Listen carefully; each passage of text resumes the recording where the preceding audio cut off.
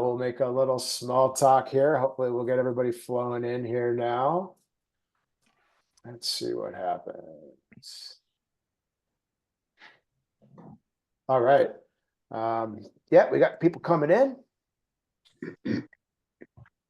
And I think we'll give everybody a minute or two to come on in here. I'm expecting probably a few hundred people in here today.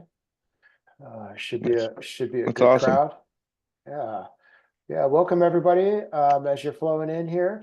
I would say good to see you, but we can't see you. Hopefully you can see us just fine here. And I will encourage you as you come in, hop in the chat, say hi. Feel free, tell us kind of who you are or where you are. I'm kind of curious how many people are coming into this webinar who don't live in one of these areas where we hunt burn morels, but are maybe east of the Rockies or somewhere like that. Okay, yeah, here's Illinois, Wyoming, Vancouver, Dallas. Which of Dallas is a hard place to burn Arizona. morels. Okay, Connie from Happy Valley. All right, look at you all coming in here. That's awesome. We'll make a recording of this. I'm not sure yet exactly how we'll share it out to the people that don't attend yet, but we'll get it out there. Hey, Matt. There's Brent. Hi, Brent. Jay Berger. Hello, Krista from Idaho. Harold. Hi, Harold. Dr. Harold Larson from Grand Junction. Hi. Good to see you in here. Well, I think I'll start with a slow start here and start off by just saying, welcome everyone to the webinar on burn morels today. And I will start by officially welcoming our 5 panelists here. I'll start with Graham.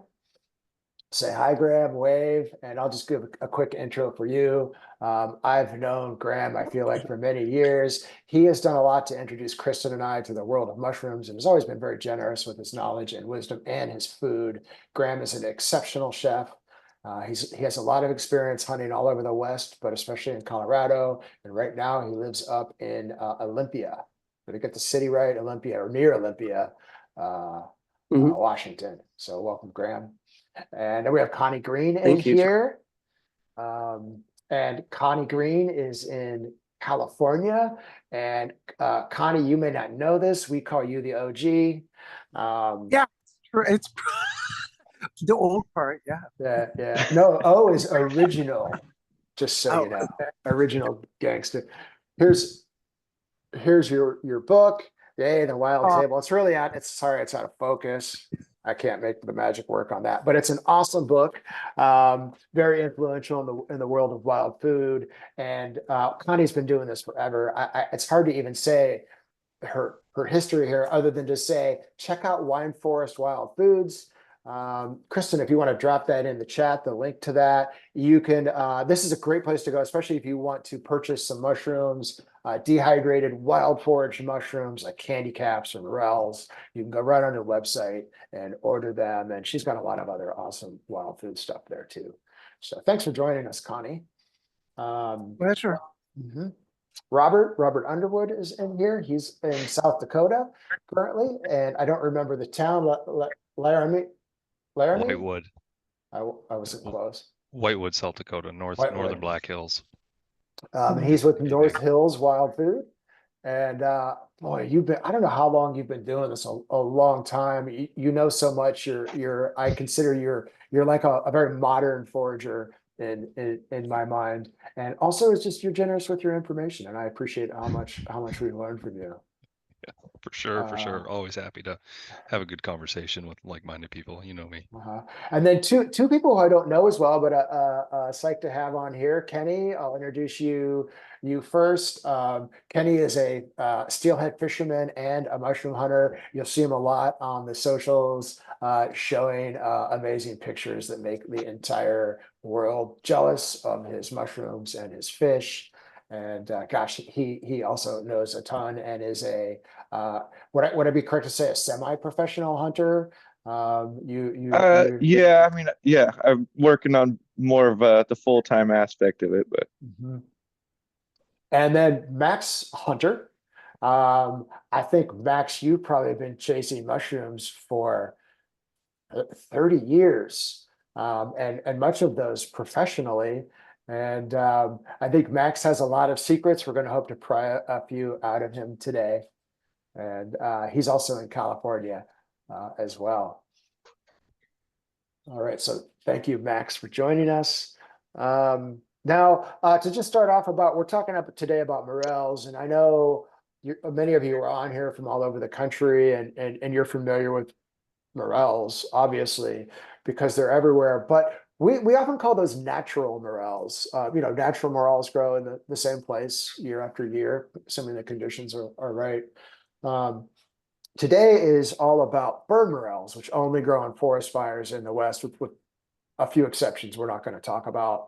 And they grow with conifers in those forests, because that's what we have out here, conifer forests. And they grow in just amazing abundance. These are not mushrooms that grow next to a campfire. That's not a burn morel. A burn morel grows in a giant forest fire, and they're awesome. And those of you that aren't in the area, I would encourage you to consider a destination hunt. That's when you come out here and you map some burns, and you spend a couple days or a week, and you traipse around and find lots of morels and get really dirty. And that's how Kristen and I started doing this. We were in Colorado, and we came out here and just fell in love with burn morel hunting as our vacation each spring. And it took us a few years to realize that, oh my gosh, they're all over Colorado too. And we've had some of our best success in Colorado after we figured that out. But I would encourage you, if you're not out here, take a vacation. And if you are here, I would also encourage you, I hear this a lot, people in a major city, they want to go hit something for the day. I always encourage you, take a few days. Like, it's worth taking a few days off, driving somewhere, spending a few days in a burn or a few different burns, really, really immersing yourself in it and learning it. It's very stressful to hop in the car and try to drive a couple hours and have to find morels and then drive home. And I think that's where a lot of the frustration for people comes. So I would encourage you to do that. Now, Kristen and I, when we started doing this, we started mapping the burns, and it was weird once we did maps digitally, and that was back when we used Google Maps. People wanted my maps. I would share them with friends because it was hard to get burn perimeters back in those days. So we started making the maps and sharing them, and then we started selling them. And now we have this huge map product with like 20 or 25 different overlays that go on the burns, so you can know different information. It's turned into this fun thing for us that we enjoy doing. And I do want to throw it out there. If any of you want to look at purchase our maps, we have a discount code. We're going to, just for this webinar, if you're on it, it is webinar 24. That's one word, webinar 24, lowercase, and that will give you a $9 discount on the maps if you're thinking about doing it. So I'll show some pictures of the maps during the process to maybe illustrate some of the points that our panelists share. Now, also before we start, I want to run through a few guidelines for everybody. One of them is that, when we talk about morels, they kind of burn morels, I think, fall into three categories when we're trying to determine our strategies. One I call anomaly strategies, and I'm going to encourage you, don't be fooled by these. Morels are weird, they're wily, they're diverse, they grow in all kinds of conditions. And sometimes you find some in weird places. Don't think you're going to keep finding them in weird places. The trick is to find the most consistent places to find them, not be fooled because somebody told you they found them, growing underneath water tanks in some city. Doesn't mean you need to go look below water tanks. That is not a strategy. The second type of burn morel is what I would call the basket strategies. And these are great, especially for recreational pickers. You can go out for the day, you can fill your basket. It's fun, and satisfying. What we really want, and what I like to focus on as we do these, are what would be more like bucket strategies. And this is where you're going to go out and in 2 to 3 hours, maybe a day, fill your entire 5-gallon bucket and wish you had a few more with you to fill, because they're everywhere. Connie, I like your word for this. Connie calls those giggle morels. When you when you find so many morels, you're giggling, and that's what we want. We want strategies that are going to get you to giggle. So I may try to keep us focused on that, not on the exceptions to the rule. The second guideline today for our panelists, please, let's not talk about natural morels, disturbance morels. Those are fun and those are awesome, but let's limit it just to burn morels today. I think that's really helpful. Thirdly, for our panelists, we know morels are complex. We know they grow in different habitats, different seasons. There's different species, and just I mean, like maybe anything. We all use different strategies. I've talked to all of you. I'm struck at how different your strategies are to find them. I want to encourage you guys. You're a diverse group. It is totally okay to disagree. I love it when somebody says, I find them here. And somebody else will say, well, here's how I do it. And it's totally different. And that's okay. They both work. This crew of people talking today has over 100 years experience combined. And I shudder to think how many morels they picked. I would imagine they have to be measured in the tons. So, so they all have a lot of great wisdom and experience to share with us, even if they're not always agreeing with each other. And I hope they don't. I think that's where some of the fun intersections happen when Max tells us why he doesn't like something. So Max, I'm going to encourage you to keep that up too. And frankly, all of you. So we'll have some contradictions. We have limited time, so I will also, as a moderator, try to move this along. So I'll jump in and encourage you to wrap up and move on to the next question. Because the other thing about all of you and me, we like to talk. Because here I am talking quite a bit. I'm about ready to hop into the webinar, though. I'm just going to tell the attendees we have this chat. Feel free to chat in there with each other. It's great. Kristen is in there monitoring now. And we also have a Q&A. You can pop your questions in the Q&A. And I'll watch it and try to feed them to the panelists as we go. I don't know if we'll get to all of them or not. So I was going to start today with a map. Let me share that up for you all. This is just a Google map. It's a pretty simple map. Hope you can see that of the West. And I just kind of simply drew some zones around these burn areas that we hunt. And you can see, hopefully you guys can see my cursor. I'm curious if you could drop that into the chat if you're able to see that.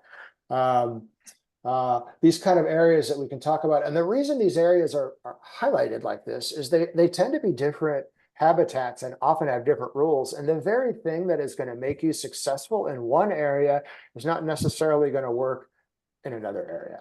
So, oh, good. So you can see that cursor. I'm interested in these far western ones, which tend to pop first. But I'm looking at where we're going to start today. And I think I'd like to start in California with Connie and Max, I think. And maybe Connie, if you want to maybe kick it off for us and looking at these regions in California here, just on the Google map, I kind of have 3 of them lined up right there. Is there one of those 3 regions that excites you the most that you would like to go pick in if you had your choice at a burn? Well, they're different. I mean, what can I say? These are different habitats. The Trinity Alps and so on, the block that's furthest to the west. I particularly like that area, even though parts of it are a bit coastal. I love the area around Mount Shasta, even though there's not as many fires there by and large. However, the Sierra, the long icicle-shaped section on the map, is the Sierra Mountain Range. Mm-hmm. And this is burning. This is a place plagued with fires. And it's probably the best zone to consistently hit fires. Okay. So that you like that Sierra zone. Do you think there's a reason why it part of it is, in terms of being productive, I would say 1, it's big, and 2, it's an area where there's a lot of lightning strikes. And even with all kinds of fire care, a lot of fires are started there by lightning because it's mountainous. Okay. Max, what about you? How do you feel about these 3 zones? Are there maybe one you like more and one you dislike more? Well, I always like the Sierras because I is close to me. It's kind of I've known them since I was a kid, so that's kind of like my home turf. So that's where I feel the most comfortable, and I probably have the most knowledge. But it's like Connie said, it starts north up in the Wilmot Valley, and um, you know, then the other side of the Cascades, they go later. Sierra is usually starting probably early May, sometimes late April. But yeah, the Sierras are my favorite for sure. Now, does this Klamath area start first for you because it's closer to the coast and lower Well, elevation? It's Go ahead, it's already Connie. starting right now, so I think it started about a week and a half ago. Connie? there's a significant altitude changes there, and there's a very weird forest. This is the refugium. The Klamath area has very strange trees. It has this huge varieties of trees. So it's the most eccentric of the three zones you see there. Yeah, it scares And me a little bit. I and don't understand it. it's a nature freak show because it's just this bizarre habitat. Mhm. Yeah, with trees that maybe I don't recognize and all that. What about so early season? If Max, I'm curious looking here, like, do you have any early season suggestions for people in California for April? Yeah, I mean, you can start out, lower down. If you can find conifers around 2,000 feet, you can, in a burn, you can find a few morels. It doesn't really get good until you get up around, 4,000 or above, but you can find them lower down. It's not going to be huge numbers like it is up high, but Mhm. definitely, right now you could probably go up and find them around 2,000 feet if you can find the right trees. So if you're in California and you have burns in all three of these places, Max, I'm going to ask you this question first, and you can only pick 1 week in a calendar year to hunt. Then, assuming you've got some burns available to you, what week would you set aside to go burn morel hunting in California? Um, I would say the best zones 5,000 to 6,000. So that's usually around May 15th, sometime in there where Mhm. depending on which year it is, but usually that's the timing on it. Okay, so the second half of May-ish. Yeah. Okay, Connie, what It- about you? It's wild. Like last year, morels in a lot of places didn't start till late May. It's all about the snowpack. When we have drought years, the snowpack last year was colossal. So it took a very long time. Everything was as much as a month late. This year, there's pretty good snowpack. It's not like last year, but you really have to. In a weird way, following ski news is always interesting to me because you will hear snowpack information and so on.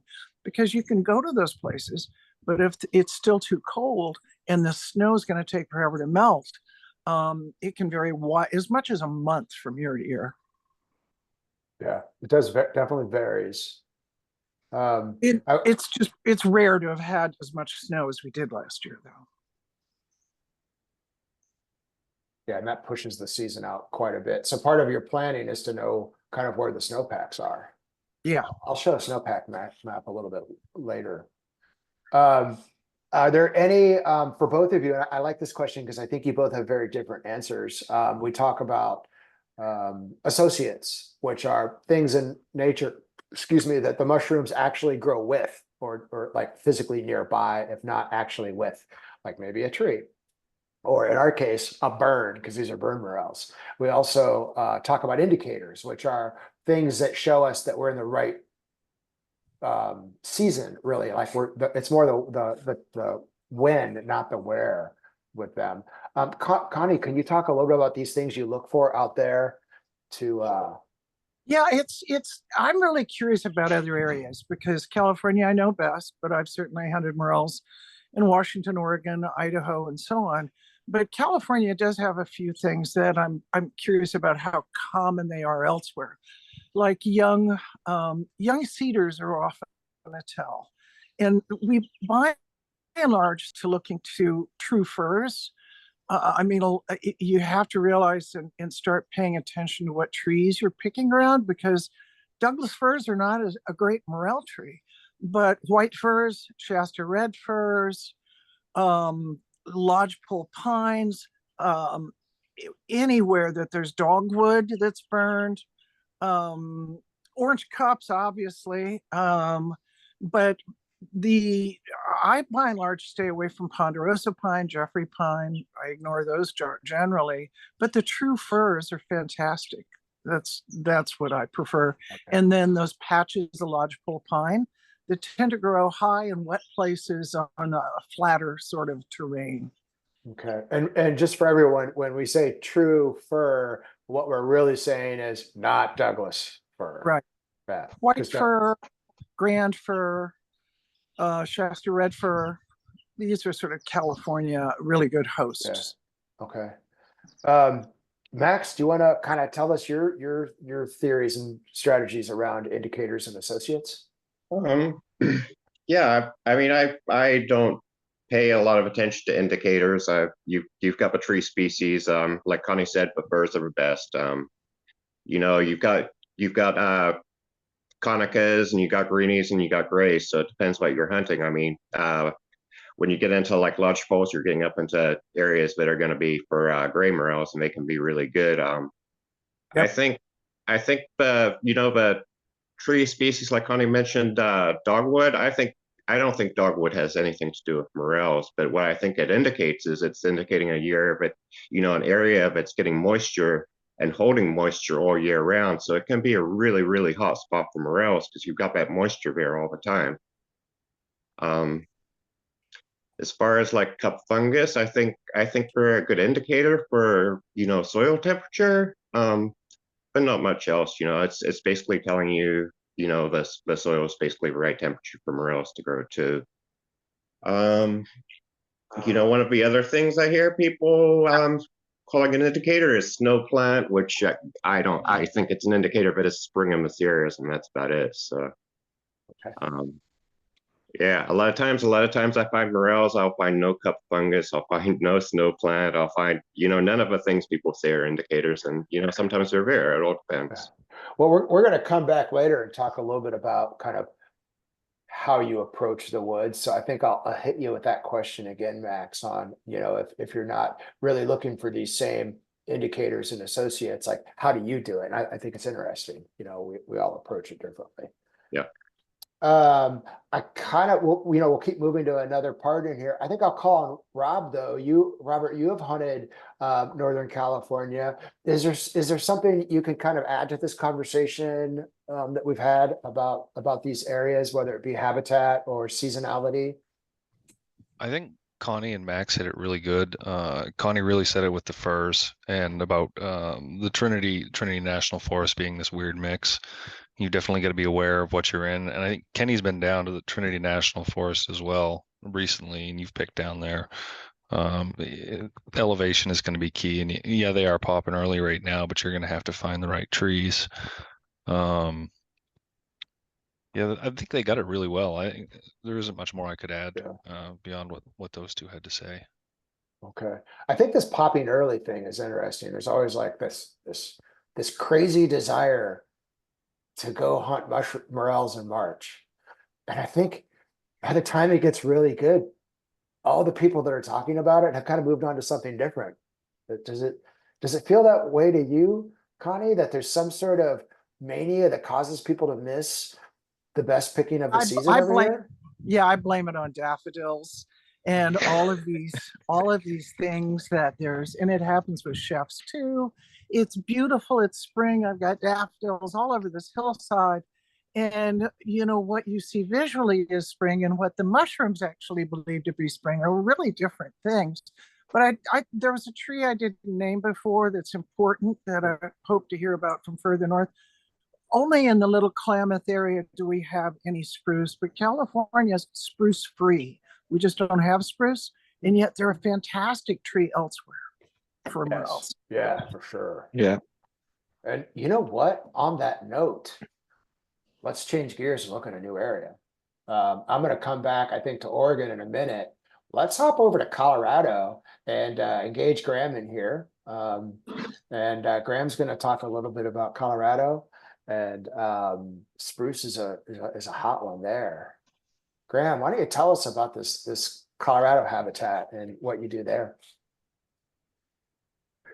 Oh yeah, absolutely. I since I grew up there, I spent a lot of time, like you were saying, stay out of the conversation. But of course, that was more my cup of tea was naturals because I lived on the Front Range. But I have experienced burns on the Front Range that were really productive, and actually, strangely, like maybe it's because it's Colorado, and so it's definitely just like different soil and different habitat, possibly. But I've seen them in exclusively Ponderosa in really large numbers, but there was definitely intermixed lodgepole, and so it sometimes gets hard to determine exactly what trees are producing all of the morels, especially when they're carpeting the ground.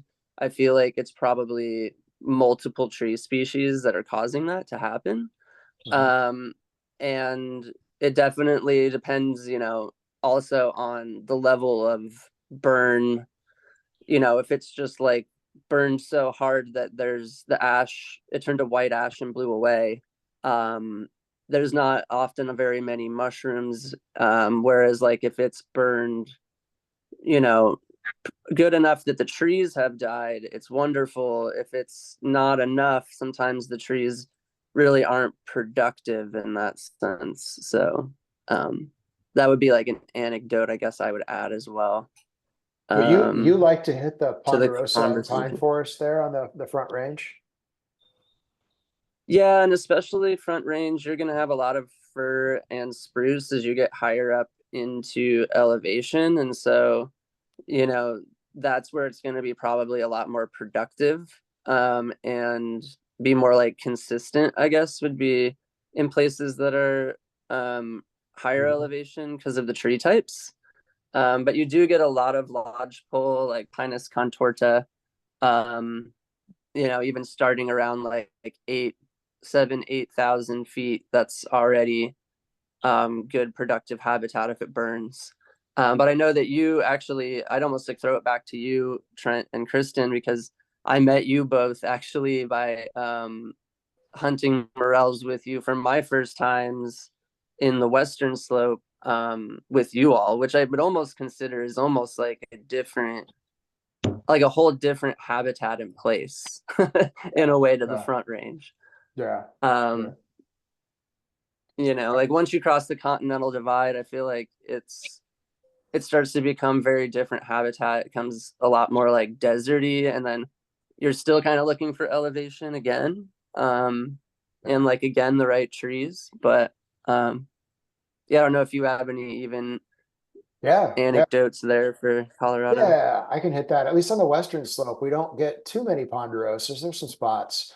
But really the trees tend to go from Doug fir and pine. They switch into fir and that's subalpine fir and Engelmann spruce at about 8,000 feet.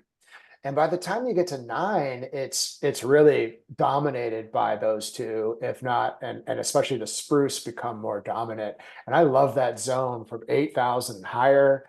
But it's pretty late in the season at that point. We're talking on a northern exposure. It might be June 1st before the mushrooms, you see your first burn morels there at those higher elevations. But they pick crazy good into July and August. At high, if there's rain, if there's enough moisture at 8, 9, 10,000 feet, and that's where we've had some of our biggest days have been in July and August, at between 8 and 10.5 in Colorado, and they do very well there if you can find burns in those, and by then the mania is gone. It's weird to be. I mean, you were there. We were in this massive burn that was accessible to everybody, and everybody talked about it all spring, and it felt like we had the entire mountain to ourselves for weeks and weeks and weeks. It was weird. I don't know. Yeah, it just kept going and going and going and going because there was elevation to that burn too, which each burn is kind of different, which is almost kind of fun. The fun thing about it is like everyone's like who's into it's like talking about specific burns, like trying to decode what's going on in them, and like obviously like faces, and like if it's a northern face, the soil temperature is going to warm later, so it's going to go after. But I think also, the mention about different species is another good point, because the burn can have different trees that burned, especially if it's very mixed. I feel like you get, yeah, like different seasonal things, like certain gray morels will be later usually. And you'll get like Konica flush kind of first. So those can be kind of nice things. You can just keep going back to the same place almost and still finding Yeah. mushrooms. Yeah, as But I long as do they got agree with regular Kristen rain. that Colorado is definitely about the moisture. Like that's the number one thing with Colorado. You got to Yeah. chase that rain and snowpack. Yeah, hard, really chase it. All right, well, that was great for Colorado. I think we're gonna come back farther west again now and maybe look at these three areas here. And we call this Robert, you gave me this name, the crest to crest zone, which I think is kind of a cool name, because it goes from the crest of the Cascade Mountains to the crest of the um, coastal Intercoastal, mountains. Yeah, intercoastal the range. coast. Yeah, I should have said the coastals to the Cascades, and there's a valley in between them, and it kind of continues farther south, but all the trees change as you get farther south. And I'd like to start, I think, with Kenny, if you want to maybe jump in here. We haven't heard from you yet, and I'm gonna ask you to tell us a little bit about this kind of crest to crest area that goes in Washington and Oregon, which is an early season place.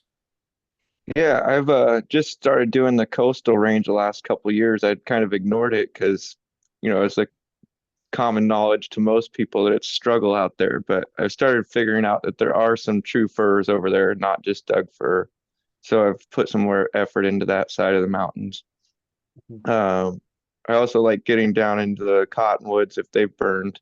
I think they're a great host for Konica and later on Americanas, especially even a second or third year species, which is nice because, like you said, you can revisit the burn, get familiar with it, and sometimes spend 3 or 4 years going back to the same area, learning your trees and being like, that's a good tree. I remember that tree. So that's kind of fun. And then going to the, east side of the valley, you can get up to 3 or 4 thousand feet in some of those ranges, and you really can start getting into some good fir, getting away from the Doug fir. I agree, Doug fir is a struggle if you walk through that. But I've also started noticing, with the help of a few friends, that vine maple, and it might be kind of like the dogwood theory. I don't know if it's necessarily a vine maple, but that shows an area that's retaining moisture throughout the year. It's in a seep or a drainage. So those can be a good spot for conicas. I've really enjoyed, like getting down there and trying to learn what trees are what, because it is a little bit different environment than going east of the Cascades. So Would you rather hunt on the eastern side of the valley or the western side of the valley? I would rather hunt the eastern side, definitely. But, Yeah. the west is lower elevation. It gets warmer faster. So it gives you, another couple weeks where if you want to go scout out, it's definitely going to be going first. Obviously, you still have to consider the slope if it's, southern exposure, eastern, western, or northern, where the majority of the fire burned. So that like I said, the west side of the I-5 corridor up into the coastal range generally is warmer quicker. So it just depends on, I guess, your availability. If you have a lot of free time in March, then you might want to learn the west side and figure out some patterns there. But if you have more free time in, say, May or June, then you want to maybe focus on the eastern side of that zone. Have you noticed any problems with bugs in this zone in your mushrooms? Yes, we have the springtails and some gnat larvae that can get to the conicas pretty bad. But I've also, gone later in the year for greenies or exuberance or grays. And the grays don't tend to be on that side as much, but I've found quite a few greenies later in the year, in like June, July, even into August. And those tend to not have any bugs in them really. So that's kind of a nice, if you want to revisit those burns, like I said, during the summer or something, you can sometimes go close to where snowpack is, or go on the north side of the slopes and find some nice sized greenies. And almost everyone stopped picking by then. They're done by May and they're gone to the other side of the state. So Yeah, that's true. That's an interesting, you talk about hitting different spots. To talk a little bit about like in this zone or maybe anywhere. Like, do you do a lot of scouting and exploring? I definitely do. I mean, I put probably 25,000 miles or more on my car a year, and half of that's picking or trying to find places to pick, and for instance, I went out earlier this year and got into a small patch fire that's not really, big. I think it was 7 or 8 acres, and it was at 900 feet, but it still had snow in it where everything else didn't have any snow. So I walked through there and I saw a few cup fungus, but I know it's early, so I might go back to it. But Mhm. definitely worth visiting a fire a couple times because it's all about timing. And if you don't see the indicator species yet, there's two possibilities: either you're too early or that fire is not going to produce. So you don't know unless you go back, or you have someone go back and give you some info. And there's a fair number of fires in this zone, especially down in Oregon this year. Yeah, there's a lot down the central area of that zone, and they're a little higher up, but they do run down to 800 to 1,000 feet in some of those areas. Mhm. Again, it is hard to find true fir at that elevation. And if we find spruce or hemlock, which I associate with some of the greens or grays, you're going to be going back later. So, because it doesn't typically produce the conicas, in my opinion, compared to the true fir that you're going to find up higher. So if you were advising somebody down here, kind of in the middle, say Eugene, when would be in this zone if they had a fire anywhere they needed to be? When should they go? When is the best time to really If to you had really if you have had the a best week chance? only, Yeah, I would say in this first zone, week of in this May. zone. First week of May, is maybe second week of May for good burn chance at some stuff in the higher elevations, up to say even 4,000 feet or so. Mhm. Yeah. Okay. So it's nice. It's really kind of an early season, first week of May to have like your peak area. Right. This is a great place to be during that more classic mushroom picking time. Exactly. Yeah, it's still cool enough and misty mornings, and you're out there with a sweater on the morning, you're comfortable in a long sleeve by the end of the day. It's not too hot yet. Okay. For those of you dropping some questions in the chat, feel free to also put them in the Q&A area. We'll start trying to kind of hit some of those here as they fit in. I'm going to ask you this, and maybe Robert too. You two are both fairly, I'd call modern, like you use a lot of technology. What do you think about, how do you do with soil temps? Like how do you approach the idea of soil temp? I use a Greencast online. The first few years I was out there with a meat thermometer, checking actually probing the soil, and I'd find some burn morels as cold as 43 degrees. But that'd be on like the really ashy, charred out southern slopes that have a lot of gravel, and they're getting full sun. And it'd be really hit or miss. You could find some earlier mushrooms there. Whereas the eastern or western exposure, you would have to, come back. But generally like 53 or so, 52 for a week sends them off pretty good. And Greencast has a good soil temperature map that I find to be pretty accurate to, the physical measurement I'll take. So you might be looking for 50 degrees ish.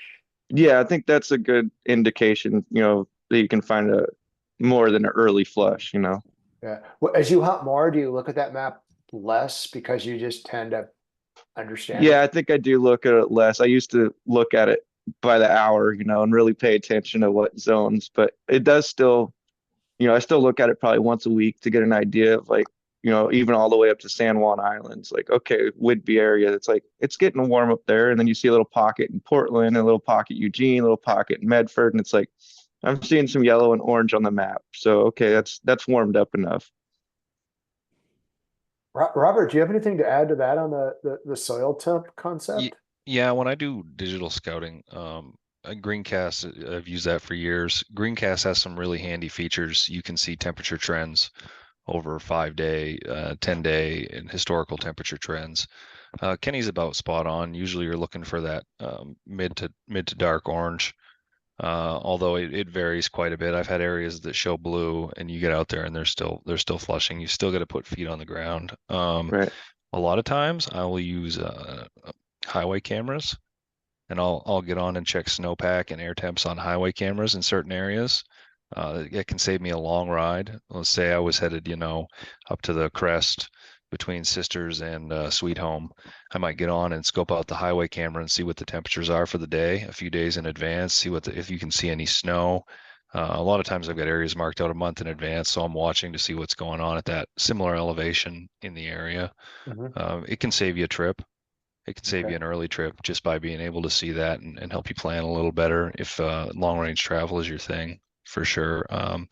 We hit a little bit on phenology too the other night. I found the word for it, looking for those flowers. I think Connie talked about this a little earlier too. Yeah. Some of those areas would be looking for mule's ear about that time, and especially if I can see it on a highway cam or anything nearby, or if I can find any sort of digital resource. A lot of times the U.S. Forest Service will post when flowers are blooming as well in the area. You can pick that up off their Facebook page, and that can be a good indicator. Yeah. Yeah. And those mules here are just a big, bright yellow flower. They're pretty easy to spot. All right. Does anybody in the panelist here want to add anything to this kind of crest to crest area that they do or don't do or don't like here? The Blue Mountains are my favorite. All right, well, let's go to the Blue Mountains. These are the Blue Mountains. I feel Well, like they were my favorite decades ago, because it's still wonderful, but it was extraordinary for about 2 decades. Wow. And were those burn morels though? Yes, they were, Okay. but it was an area that is maybe it's a thing that is, I know I watched this, an area that has produced naturals, which in that area, the white fir forest, of which it was a huge white fir forest, that the disease that hit, and it took about 20 years for most of that white fir forest to die. During that time, there were naturals. But when it burned, which it burned in multiple times, it was just explosive. There was so many burn morels there, and on to grays and greens and so on. It was like the perfect conjunction of everything. And that was the most extraordinary prolonged morel fruiting that I'll probably ever know of. I'm curious how many of you if you can just raise your hand, also love the Blue Mountains and think they're kind of above average. I'm going to put my hand up. Yay. Yeah. Yeah. Yeah. The Blue Mountains are really cool. I'm going to throw it in there before I ask Robert why the Blue Mountains are so good, and ask him to put on his Range Shadow Robert hat, which he has on. Another advantage of this area is there's not a lot of people. It's not near a major city.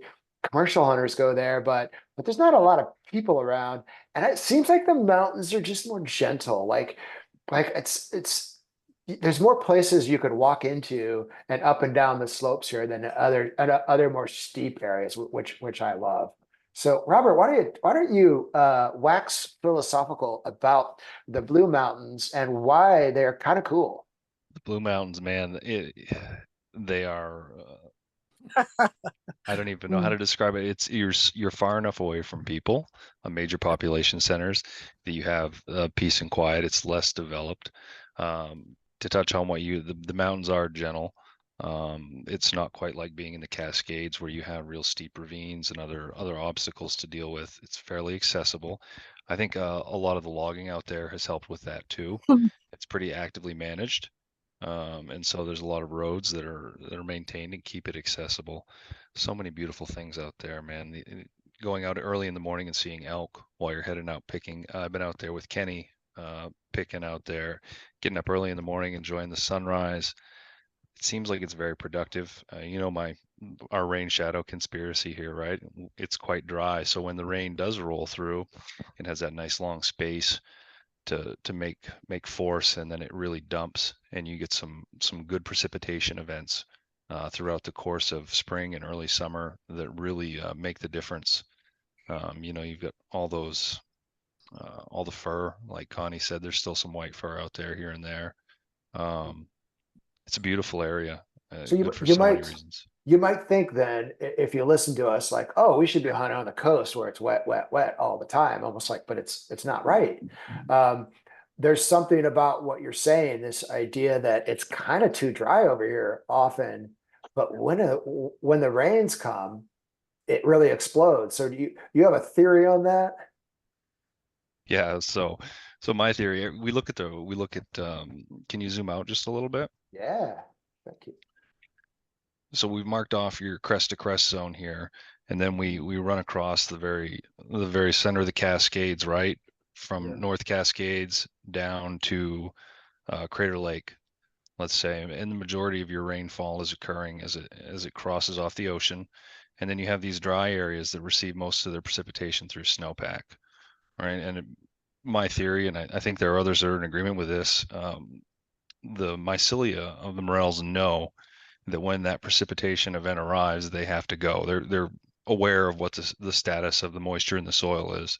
So in these drier climates, when you do get your 1, 2, 3, 4, 5 inches of rain over a day or several days, or you potentially even a late snowfall event, it triggers a fruiting, right? That distress signal is there, and they know they need to go, and that's when you'll get your best, thickest fruitings.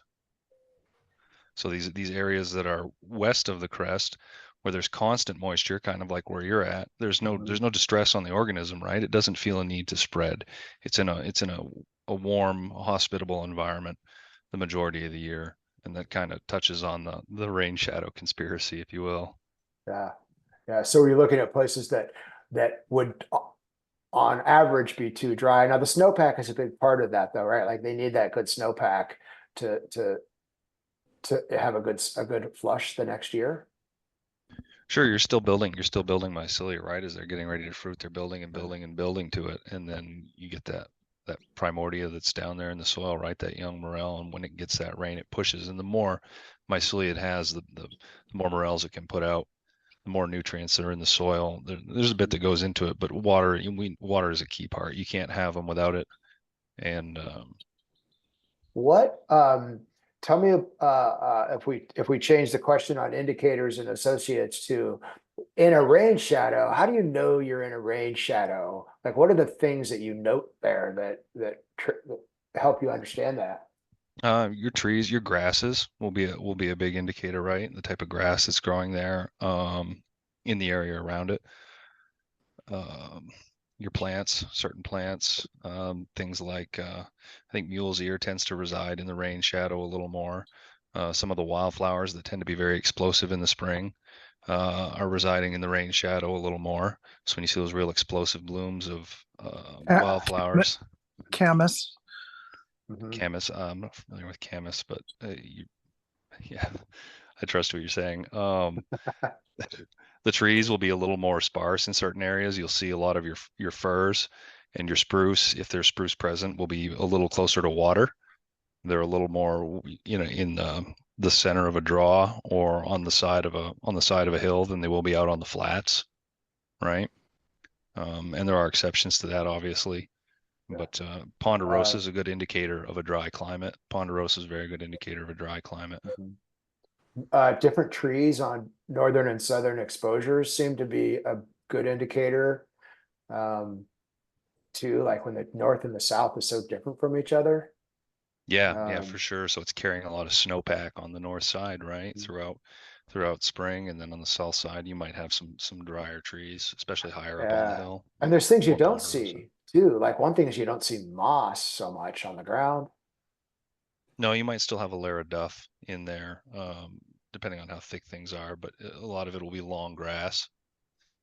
That's pretty common. You get out into even further east, out into Idaho, out into my neck of the woods, and there's quite a bit of grass mixed in with everything. It's not like the crest of the Cascades would be, where you have a lot of duff and a lot of growth that's in the understory, maybe some rhododendrons and things like that. Now, before we move on to the next area, let me ask, who else wants to jump in and talk about this area? Does anybody else want to talk about the Blue Mountains? What they, any tips you can give? With the rain thing, just one thing, that area has huge herds of elk, a huge elk population. And even when it's dry, when there's been a little rain, I've picked morels and elk tracks because they become, little puddles, water will go into it. And it's rather magical to be picking morels and a trail of elk tracks. Yeah, that's cool. Yeah, I would jump in and say that I agree heavily with the game trails tend to funnel water down.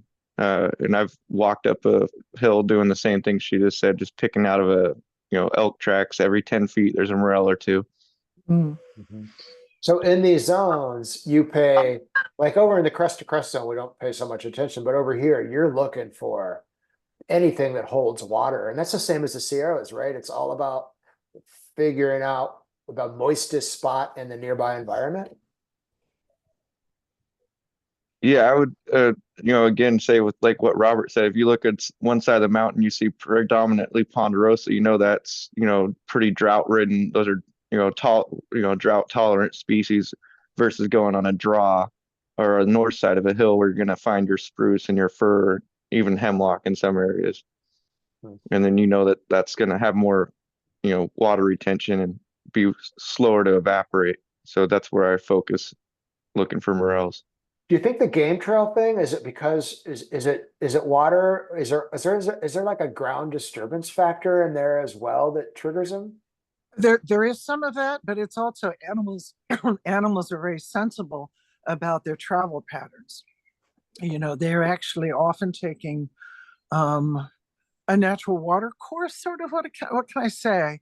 Water often flows in the routes they take.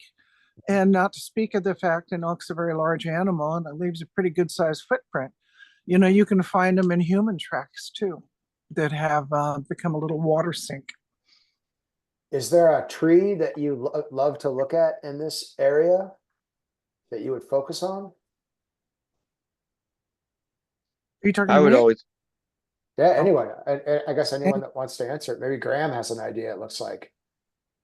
Yeah, I mean, one thing I noticed when we were there, I mean, we were particularly, I was with you and Kristen, and we were in that area, like Strawberry Mountains. And I noticed a lot of larch, which was really interesting. Just Yes. weird yes. kind of thing. Yeah. It's so odd. There's flat areas with, with large or tamarack growing. Is that a moisture loving tree? Those are very moist areas where they grow. yeah. Okay. So maybe it's not that they're like associated and living with the larch, but the larches are indicators of a wet area in the topography that is worth looking at. Well, rather like lodgepole pines are too, and high. They tend to be in the flatter areas, and they like to have their feet a little wet. They tend to grow where there's some subsurface water. Yeah. Now, I got a comment in here from Don Smith. The Blue Mountain is pretty vast. Can you narrow it down somewhat? I'm tempted to say no. I don't think we can narrow it down, can we? I mean, this whole area is, if there's forest, there's much. I mean, am I right to say in this area? It's a big area. Yeah, but if there's trees, there's going to be burn. If there's trees in a burn, you're good, right? Once you're above the ponderosa, when you're in strict ponderosa, you're probably in a pretty dry zone, and it's going to be hit or miss at best. If you want to guarantee 6,000 feet or higher, I was going to say 4,500. Is that about where the break happens? And I know the Eagle Caps can be pretty inaccessible and pretty rugged. There's some areas back there that are a little more difficult to get into.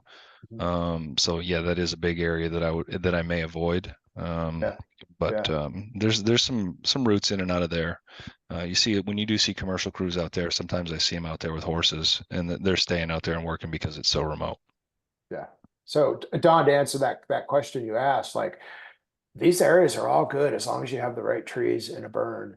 And obviously if the season is right. Now, I don't know that that's the case on the crest to crest area. I think it's they're maybe not quite as wildly abundant. It's harder to get the giggles in the crest to crest area.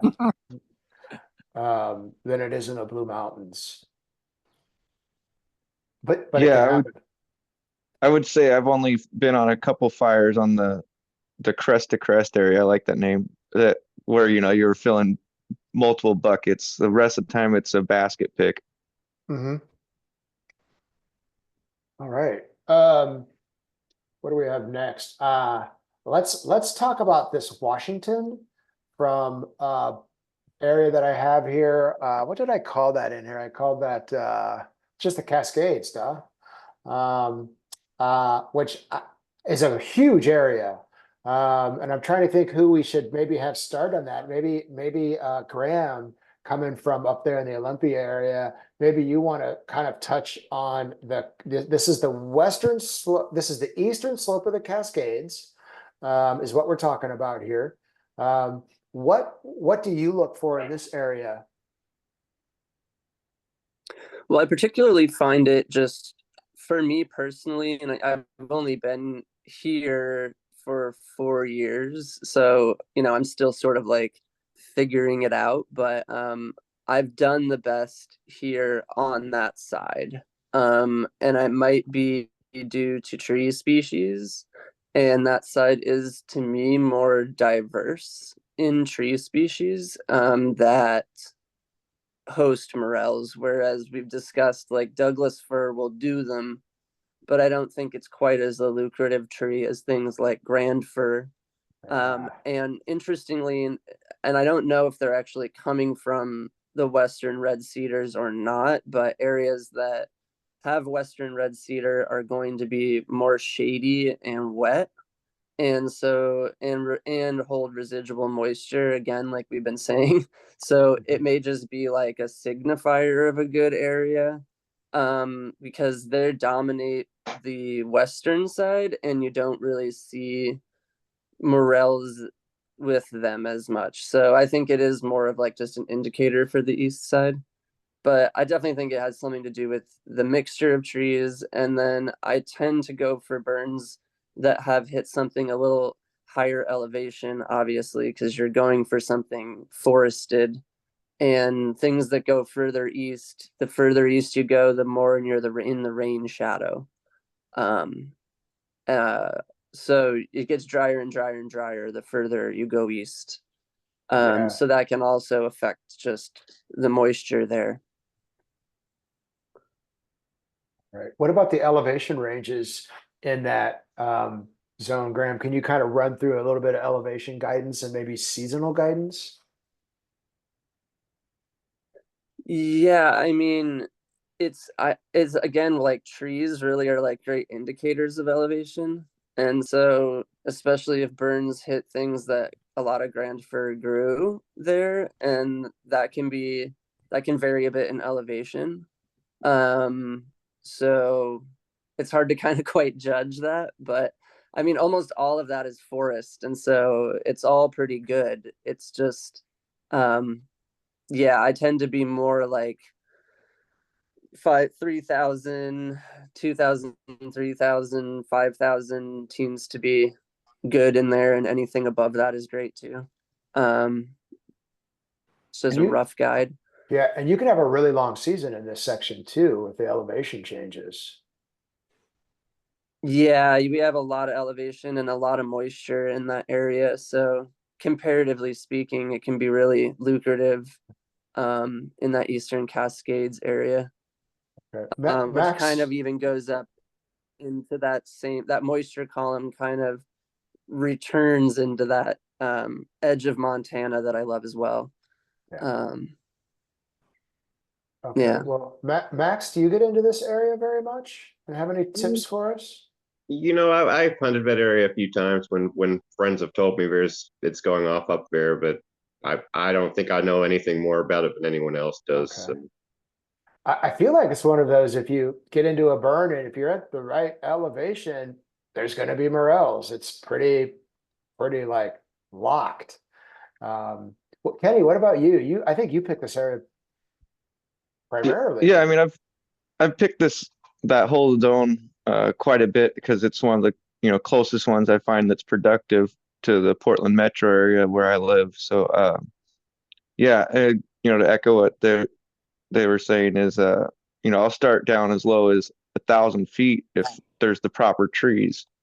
Just east of the range going in up the gorge or whatever, you could get down to 1,000 feet and have a lot of white fir or cottonwood. And if those burned, that could be a really great early spot. And then, following it all the way up north, I found the only morels I've found were under aspen before, and it was like just carpets and these little drainages at like 2,400 feet in the middle of wheat stubble and cattle grounds. These little snow seeps were leading into lakes, and it's the only vegetation around. So I got in there and I was just amazed, filling 5-gallon buckets in an hour. But, you can go up to like like very north, almost to Canada's border and be at 6,000 feet, and you may just start getting conacas in June under the true firs. And again, the cedars on that side seem to host well or be in the riparian zones or, heavy moisture zones. So there's a lot of prevailing wind that goes into it. Also, like Robert mentioned, the moisture comes off the ocean. And even though it's a more arid zone, you get a lot of humidity, almost like fog banks coming off the west side of the Cascades, depositing as the wind settles, and it kind of stacks up on just the immediate vegetation. Even if it hasn't rained, say, for a month, if you're up there in the morning, there's water dripping off all those trees, especially like the spruce or like low branch trees. And so it's almost like an irrigation system, even if, it hasn't rained. Yeah. So that's kind of a fun part of that side. Okay. So we've got, based on what you guys are saying, white firs, grand firs, cedars are trees you can kind of look at in here. But the whole zone's pretty good. Kenny, do you think Washington or Oregon, it kind of splits it in two? Is the top half or the bottom half generally more productive than the other? Do you have an opinion on that? I would say that, the top half, there's a little less pressure, I feel like, going on the Washington and, say north of Adams or St. Helens area, versus I feel like the access to the Cascades, out of Portland there's a lot of roads that go up there, and there's a lot of people that have interest in, chasing morels. So you have a lot of competition. And also feel like the Forest Service shuts down a little more of the road access in the Oregon side. So you'll encounter gates where you have a 5-mile hike to get to the burn, and then you have 5 miles of hiking just to look for them, and then 5 miles back. So that deters a lot of people. That said, if you put the effort in, you can have a lot of success on the Oregon part as well. So yeah, this game really rewards people that are willing to hike miles. right. Let me touch on that a little bit, Trent. Yes, This has kind of been a new thing that we've seen in the last few years. A lot of these burns are being closed, and sometimes it's not just road closures, it's closures to public access. That's just something to be aware of because they do give tickets. So spend your time wisely, but know before you go, right? So if you're going to take a trip up into the mountains, check into it. It definitely wasn't as prevalent years ago as it is now. It's a lot of new. these burns Yeah. are just totally closed to public access for safety reasons. I think you guys have had some of the same issues in California. Yes. And it's a bit of a detriment to our hobby. But Yeah. it is what it is. It really forces us to decide whether we're gonna, obey or break the law. And there's a lot of reasons why you might do one or the other. I try to stay out of recommending to people how they handle closures, because it seems like it's a personal choice everybody needs to make. It is. It's just something to be aware of. If you're new to this, just know before you show up that you may encounter that, and what you do is your business.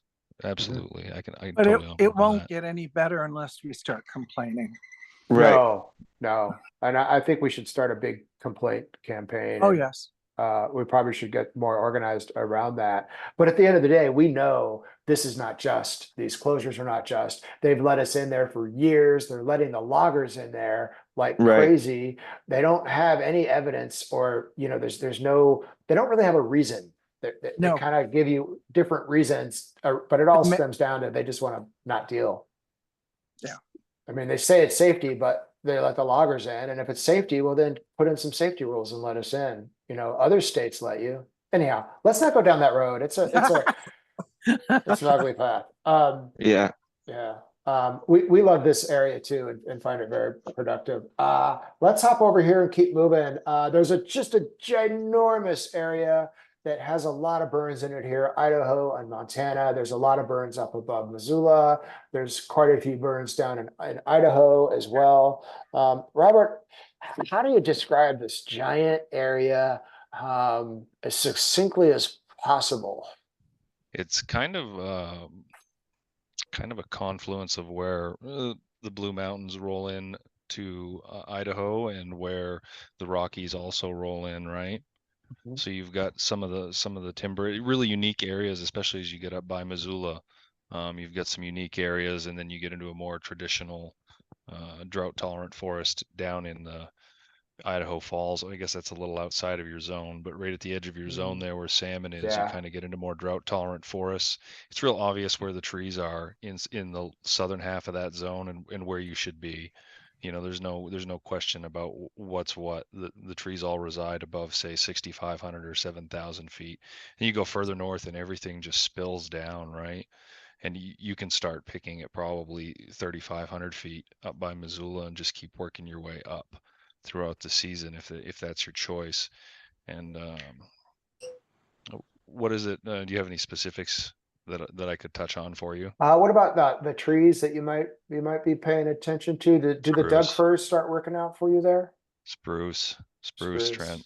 spruce. I'm gonna say spruce here, especially as you head further south into Idaho. You get to that spruce picks up quick once you get into the trees. Mhm. 7,000 feet, and it's very productive. Down low, you're gonna want to be. You could probably be in straight ponderosa, but you're gonna want to start seeing a mix of trees, right? You're gonna want to start seeing some fir come down. There'll be some lodgepole pine in some of that area. Probably especially northern Idaho. I'm not as familiar with northern Idaho as I am with southern and out towards Missoula.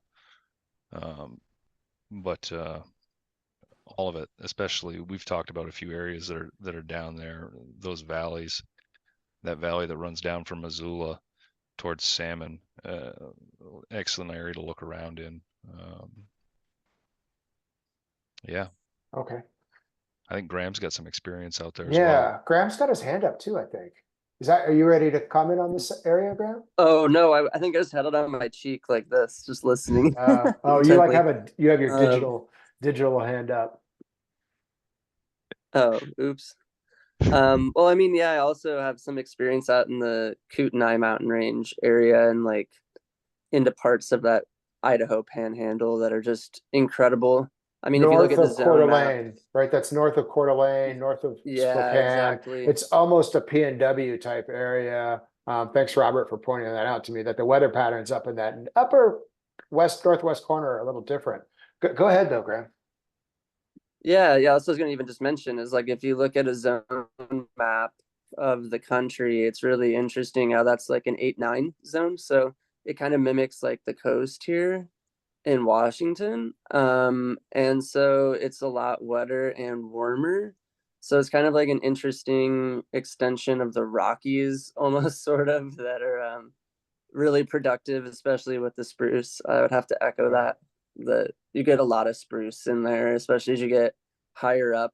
And they're really steep, kind of crazy mountains, but there's actually a lot of like forest roads, and it's pretty, it's pretty isolated out there. So there's not a ton of people besides some commercial pickers and some locals.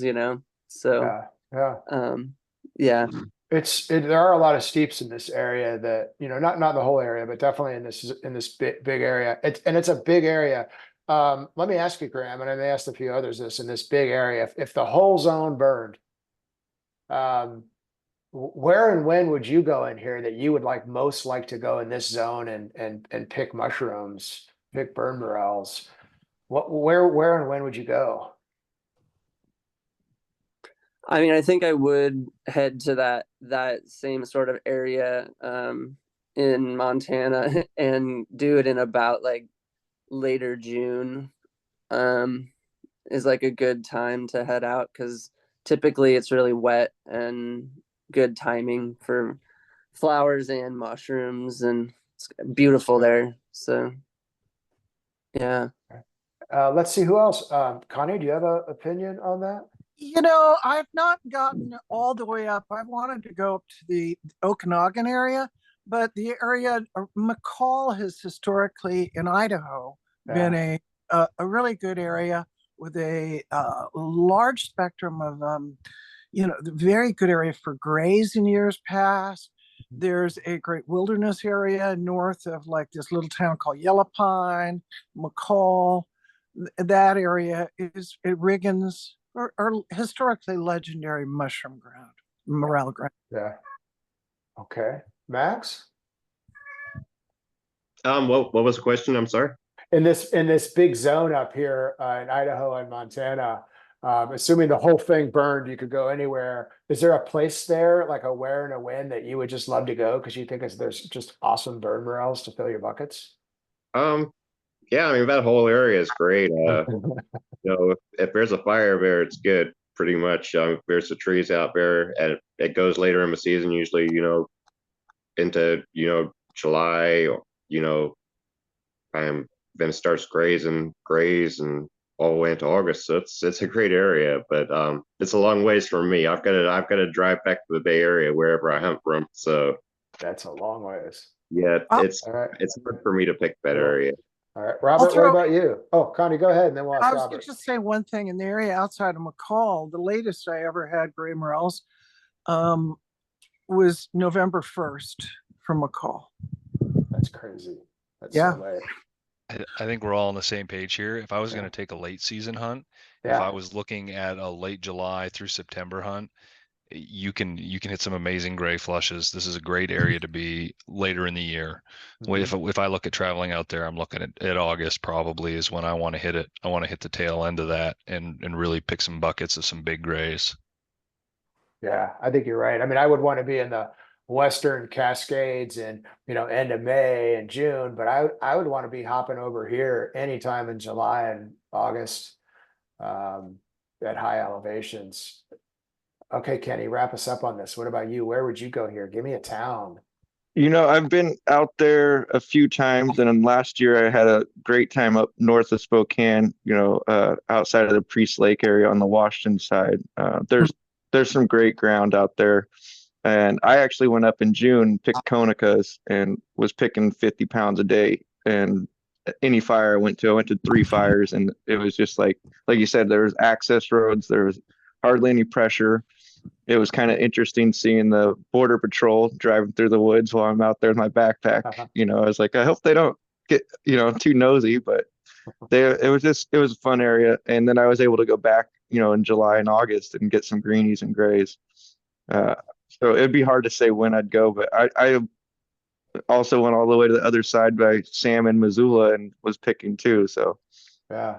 So for people watching this, when you come here, you could come in June or July and early August, assuming the weather will get some rains, but you just go higher and higher in elevation and you're going to find them.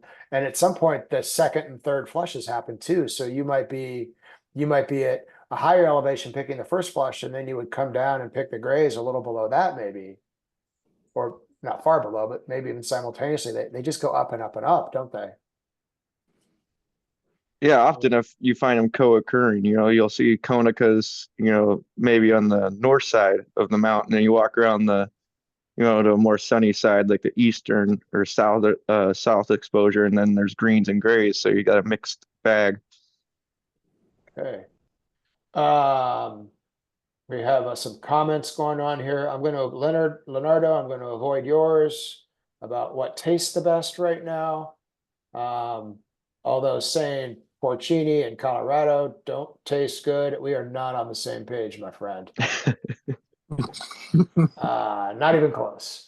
But moving on here, I want to hit one last. I'm going to skip the kind of Central Rockies here, but because we have Robert here who lives in the Black Hills, give us just a quick lowdown on the Black Hills because they're like a fun little spot that is pretty unusual for bird morels. Yeah, we're pretty geographically isolated, and I think it's kind of slipped under the radar a little bit. And I'm probably going to let the cat out of the bag a little bit here. We don't have much beyond ponderosa and spruce. We do have some aspen, and there is a little bit of a few other trees scattered in, but we're primarily a ponderosa spruce forest, which is unusual. Last year was my first year picking a burn here. We had a burn that was large enough to pick. Really surprised, pleasantly surprised. We also had an unusually wet spring that carried moisture late into the year. It's a very unique area with a lot of soil types, and there's definitely a few zones that will fruit, and there appears to be a few zones that won't. So if you're out here in the area, it's worth taking a drive and having a look. Second and third year fires, I would expect to be the same as they are anywhere else. But they are here. We're kind of considered the very easternmost.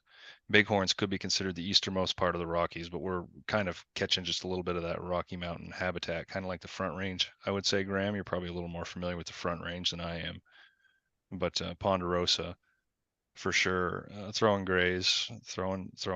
I didn't see any greens, which was a bit of a disappointment. But we're here, and we're on the map, and it keeps me local when I can be.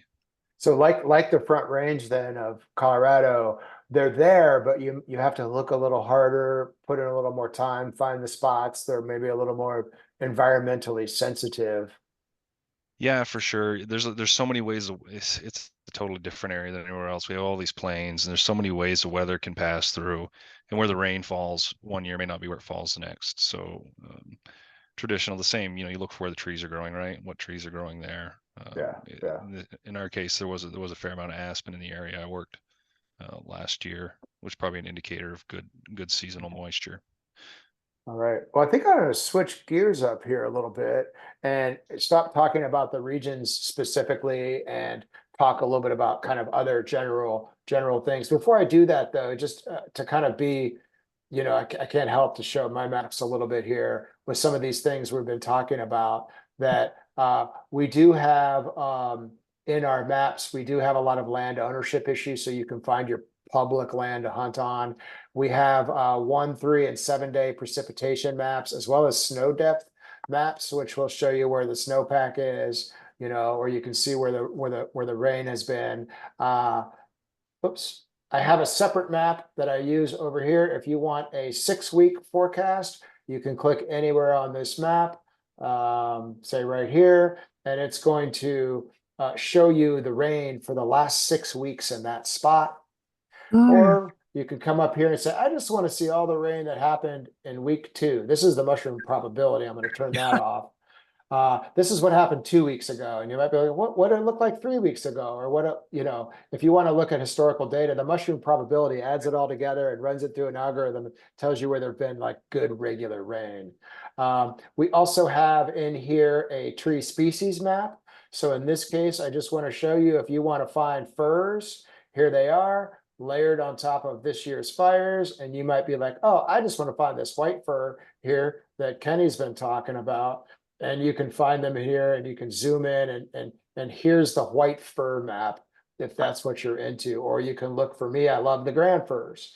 So I might be looking for the grand firs in here. So we do have a total conifer tree species map. And back on our core map here, we also have under our optional overlays, we have a forest type map, which will give you kind of more generic forests like ponderosa forest, Doug fir forest, fir, spruce forest. So it's only divides it into like 25 different forests for the whole country.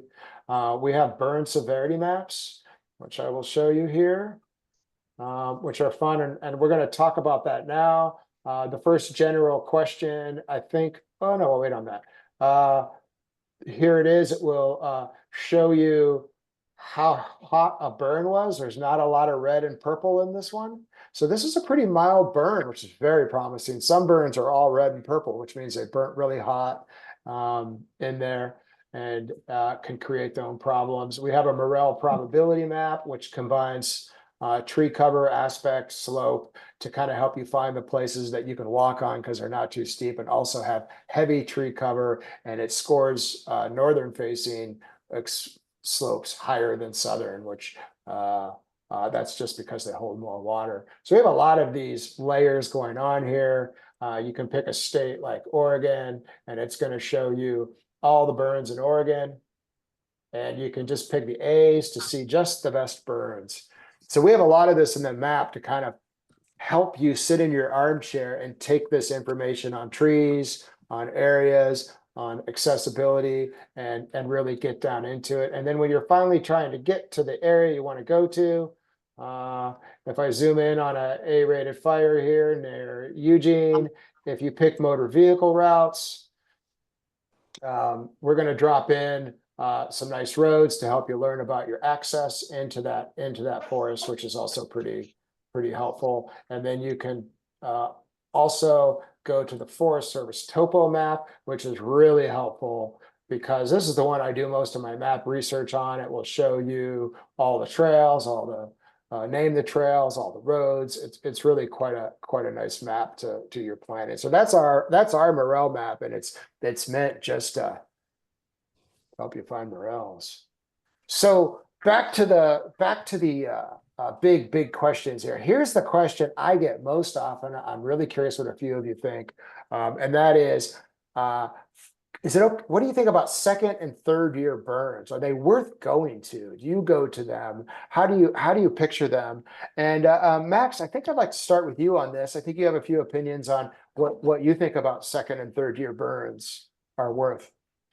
Yeah, I mean, I think it varies hugely from fire to fire. You know, I generally always want to pick first year burns, but occasionally, like there's a couple fires I picked for 3 or 4 years. The railroad fire I was picking for 3 years, and it was still producing over 30 pounds a day in the third year, which is it's not bad. Then there was a fire in between 80 and the North Fork of the American River about 13 years ago or 15 years ago or so, and it produced for 3 years. And I was picking, I was filling up my baskets every day on the third year of it. So it's not common as usually if you're picking 30-40 pounds a day on a fire first year, you're going to pick 7 or 8 pounds second year and 3 pounds the third year. So I mean that's generally the way it works, but there are exceptions. Yeah. So if you check, you might be checking second year burns just to see if that's going to be the exception this year. Give them a quick scout and see how they look if you're in the area. This year, since there are so few wildfires in California that look promising at all, yeah, I'm gonna check a few second year fires, but we'll see what happens. Okay, cool.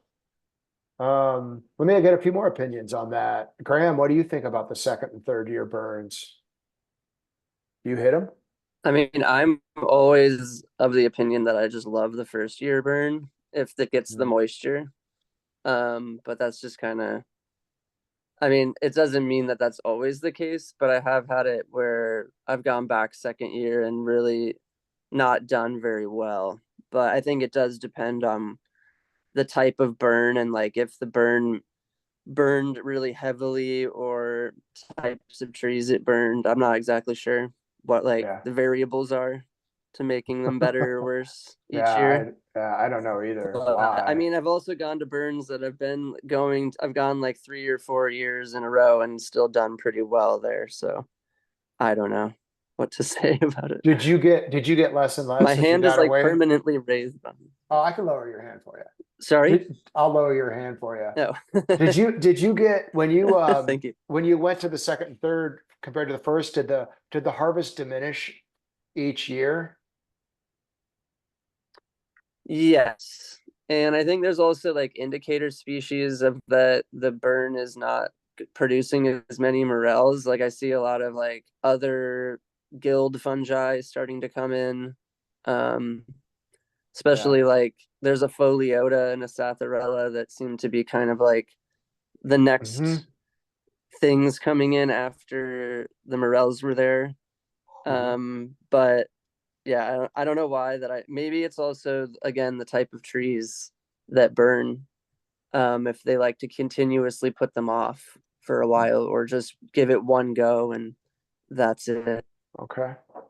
So Connie, what about you? Do you have any second and third year burn? I don't, I'm not optimistic about those, but I know historically there have been places, there's one fire that was over by Susanville, it produced for 5 years, but it's rare, very, very rare.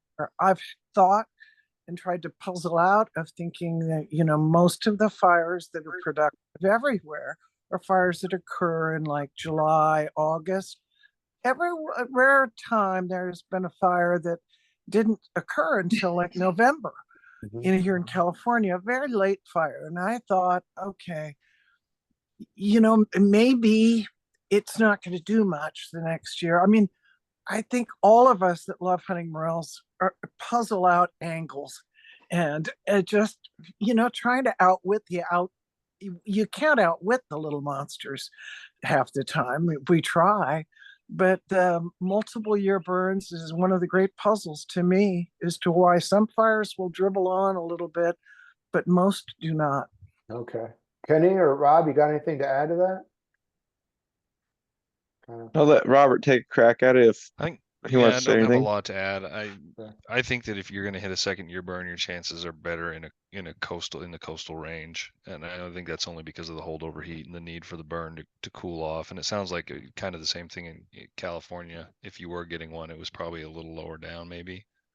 I don't know where I'm not familiar with your burns and historically where they were, but I think that coastal burns, at least, you could give it a shot on a second year, and after the soils had time to fully cool off, and you get those cool temps, you might get a fruiting. Yeah, I've been to a few of them and had mixed success. I would say they're worth hitting if you're a recreational picker. It's kind of a basket pick. It's kind of been my experience. I will say they're hard to pick. They're weird because they're beautiful. You go into them and they're so green and luscious, and the life is exploding in a second year burn, not like in a first year burn. But it's also hard to hunt morels when there's all that grass and weeds and stuff growing back up. It's visually much more difficult to hunt a second year burn. But it's kind of fun to do. So you almost have to, like anything, you just got to put the time in, I guess, and check them out yourself. There's no easy answer to that question, is there? Yeah, go for it. I was going to add that, I think it was touched on, but basically availability. If you don't have a first year fire within striking distance of your time, it's definitely worth going. I'm hunting a fourth year burn, and last year I was picking 25, 30 pounds of, Americanas out of it every day for a few weeks. And it didn't produce very well the first 2 years. It had Conicas and Importunas coming up, the first year, and then the second year had a few Americanas or Pravas, but the next year and this year it's pinning out right now. So you it's must have definitely thought worth it. If you must have thought you were a little crazy. Like, I'm going to go back and check this third year burnout, even though it wasn't great the first two. That must have been like a big leap of faith to even go do that. well, there I've was got a nothing thought else here. within an hour, and I work a lot, so I went after work, and like I said, I walked the river trail, and I was like, huh, okay, and then I went out in the sandy bits and started finding stuff, and then I was like, well, there's some here, and like you said, the vegetation is back in full force, specifically blackberries and stuff like that. So crawling through that is a leap of faith, yeah. But when you start seeing more and more, you just got to dig deeper. What do you think, Robert? I kind of know I have an idea where Kenny's at. He's transitioning out of burn morels and into a natural Yeah. fruiting. Yes, Yeah. He's exactly. transitioning into a tree die-off fruiting. Yeah. Right. Something closer to a timber thinning. They're not burn morels, but the area is productive because the trees are dying off Yeah. and the mycelia is Yeah, stressed. I did want to say they're not technically like burn conicas or sexalitas. They're going into the naturals, but it's caused because of the burns. So I definitely think they're worth visiting. Yeah, and you did say they were Americanas or something, or Trident. Yeah, Americanas. So they're not the classic burn barrel species, but No. worth pointing Yeah, out. like We I should said, just shut them down now because he's talking about naturals. sorry. It's all right. Hey, and another advantage for those of you that are, want to be careful about this. Usually the states have reopened those burns to public access. So a second year burn is a great place to go if there's no first year burns near you, but also if you don't want to mess with, breaking the law. So good one. Okay, I got a few kind of big questions like that too. Let me hop in here and look what the next one was. Um, when you're driving around, this is kind of a big question, general open-ended too. You're driving into a burn and it's big and you're in your car. What do you do? Like, how do you decide where to go? Once you put your eyeballs on the burn, and I'm going to start with Max. I think you're kind of pretty old school about this. How and experience, like this is how you roll. Tell us how you do it when you're driving around. Yeah, I like. Are you talking scouting or when I'm actually on the fire to No, pick? when you're on the fire, ready to pick.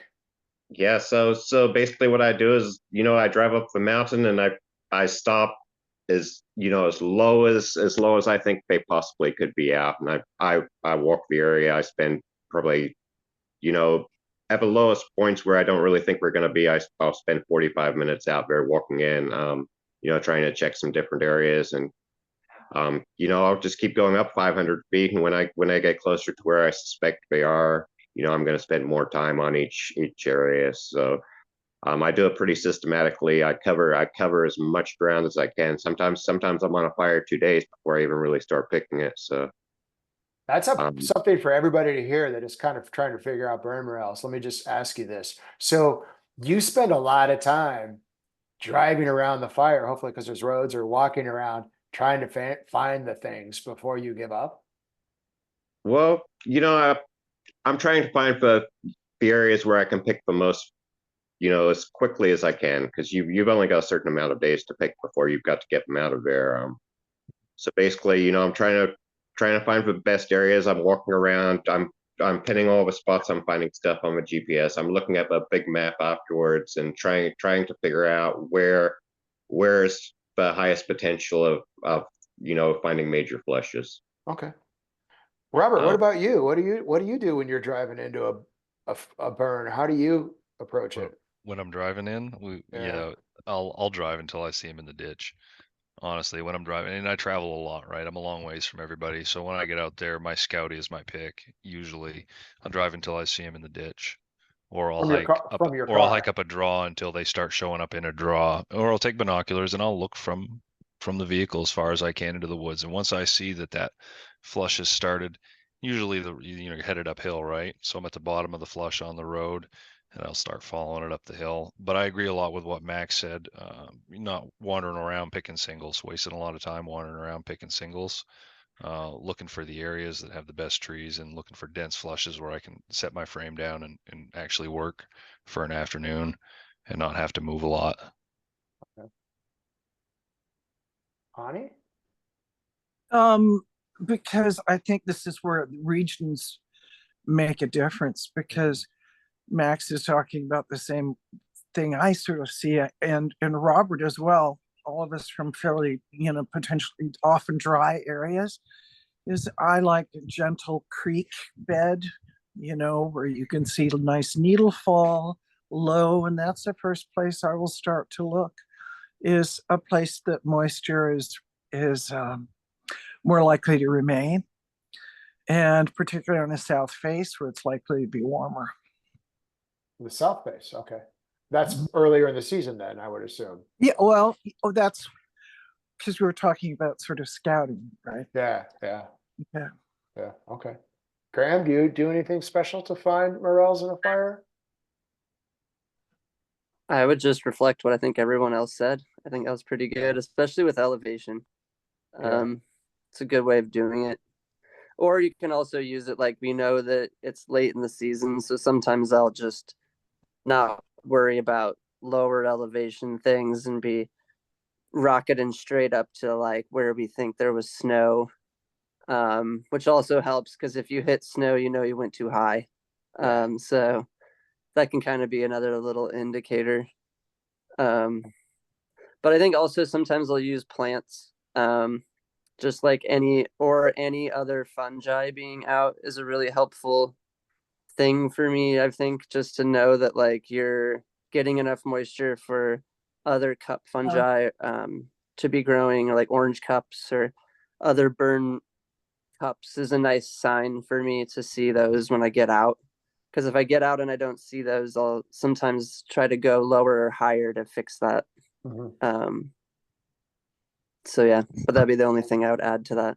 All right. Kenny, you do a lot of scouting. Any tips for people when they go to Yeah, the I burn? generally look over the fire pretty good and pin some spots and, like you look at the road access and kind of combine what Robert said. I'll drive until I see him from my car. And if I Yeah, can't see him yeah. from my car, then I'll pick a eastern exposure, generally drainage, and walk up it. And Yep. just keep looking for waterways because that's generally also where the light burn, like the brown needle shed and gold needle shed is. I don't like to walk through the ash and char. Yeah. Yeah. I'll just share what Kristen and I do. One is I think, hopefully we're in a place with roads. Often it's nice to have a group of people and we would drive along and we look for spots that, especially east facing, because then all your draws are either north or south. So you're getting some warmer and some cooler off of the east slope. And we usually want to say, okay, everybody, we're going to hop out here and we're going to like all go in different directions or whatever and give ourselves 5 minutes and then we'll get back in the car and we'll keep going and trying to find the right spot. But we usually only get out where there's a lot of duff on the ground and brown needles on the ground and shady. We're usually focused on those types of areas. The other type of scout that's hard though is when you go to a fire where you have to hike in where there's no roads. And in that case, I think we try to pick some paths ahead of time that are going to be looks like are not too hard and representative that we can spend the day walking in and out of the fire. Like Graham, we did that in Oregon with you the last time we hunted, where we had to just kind of park the car and pick a spot and really hike into the fire because there weren't roads. And put some miles on to find the right territory. And that's a little harder to do if you're not really confident. But having more eyes helps. Like I'm just going to tell you, like having Graham there to find the mushrooms for you is a pretty smart thing to do. So I would encourage you bring some friends. Like it's easier to find the mushrooms if there's 8 eyeballs rather than 2. And here's another one: when you park, I mean, don't go park in the parking spot where everyone else parks and scout there. Drive along the road and find a place that is stupid to park your car and get out and look. Because what happens is people drive in and there's like a pull off and everybody pulls off there and looks. I'm just telling you, watch the spot all day. 4 people will stop there and look. And you're like, everybody looks there. Pick an unusual spot to look if you want to get a better idea, if you're going to get out of your car and look. Let me chime in real quick, Trent. This is something you see a lot. I remember seeing it in Washington a lot. If you see people parked there, it's generally considered poor etiquette to get out and just start picking on their heels. And you see it quite a bit. I've had commercial crews just get out and start picking on my heels too. Remember, you would like to have the same done to you as you would do to others while you're out there. And if there's a vehicle parked there and people are around and they want to talk, they'll talk to you. They'll say hi, they'll wave, they'll be friendly. If they just want to pick their pick, they'll pick the best. The best thing you can do is find your pick, and that's probably not the spot it's in. Give them a couple 100 yards before you park Yeah, farther up easily the a road. quarter mile, half mile, but be out of sight of their vehicle at least. That's probably the good one, out of sight. And also when you see people picking, don't like cut their route. Like if you see people working somewhere and they're going across the hill, don't cut across them in the direction they're going. That's kind of rude when you cut across somebody's route that they're walking. All right, let's look at some of the questions that we're getting in here. We got one about Gunnison, Colorado. What might be the time of year to find burn morels in Gunnison? Graham, do you want to take a crack at that one? He's going to be there in mid-June, he said. I mean, in that area, if you're up high elevation, you can find them into August, which is kind of crazy. But I would say Gunnison's typically cold. more like June, July, like as like a typical time period. Yeah, and Gunnison is a very cold area. You're probably going to be between 8,000 and 9,000 feet in mid-June in the spruces and firs. It should be good though. The later the better, I would say, for Gunnison though. And there are quite a few burns down in the Pagosa Springs area, by the way, and there might be some second-year burns in Gunnison.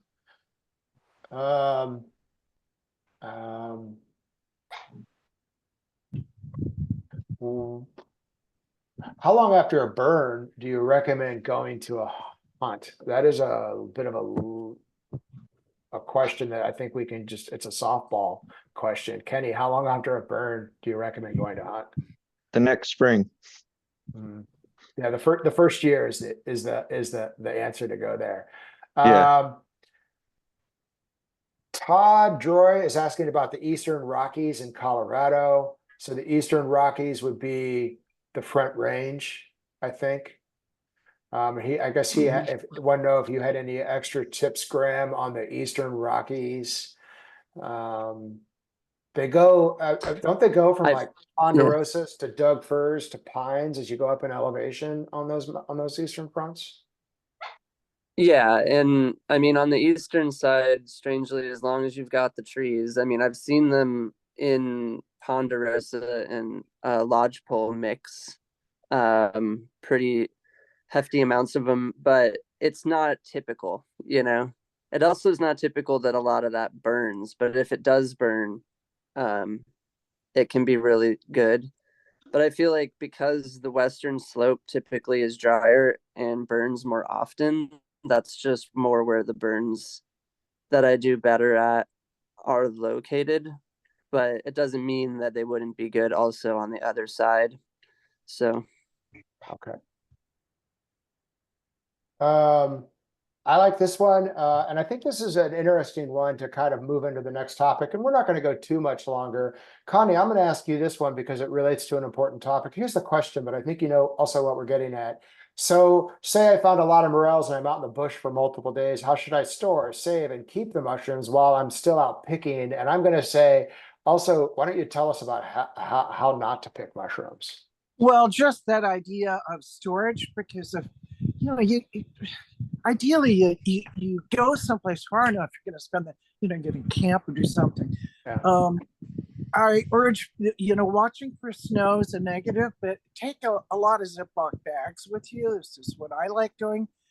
Load them up. Once you found enough morels, load them up with snow. You know, you don't have to haul ice around. There's snow on a lot. There's likely going to be snow unless you're dealing with grays. Morels generate this sort of amazing composting effect.